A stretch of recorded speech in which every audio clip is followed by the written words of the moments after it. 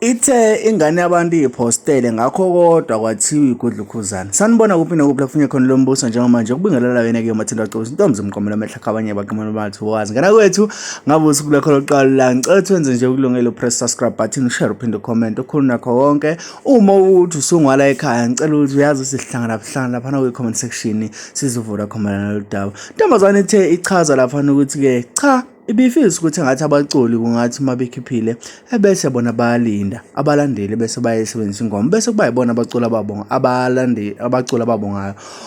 hayi ukuthi umculi ethe ekhiphile bese kuba uyena futhi osixina ngengoma babe abalandeli sabetheka uthibela lapha njengoba ubonela ke screen betheka ke naye uKhuzani lapha bathi kanti kwenzeni ukuthi uKhuzani wemntana ngaphandle komosha isikhathi sakhe umntana sekhaya asingene kuyona ivideo ke intombazane ichaza usugejele kwangempela futhi nawe wazi nje ukuthi lapha ugejile uma ngabe ukhipha ingoma mase kuba uweke oyidlala ke ubusuku nemini kube uweke impelesi kube uweke nje ke uyisoka laseduze umculo wesidwaba kube uwe kanti ingoma bakithi ifuna ukuthi ngathi ngaxinwa yithi abalandeli wena usuloku usubonga nje awungiyabonga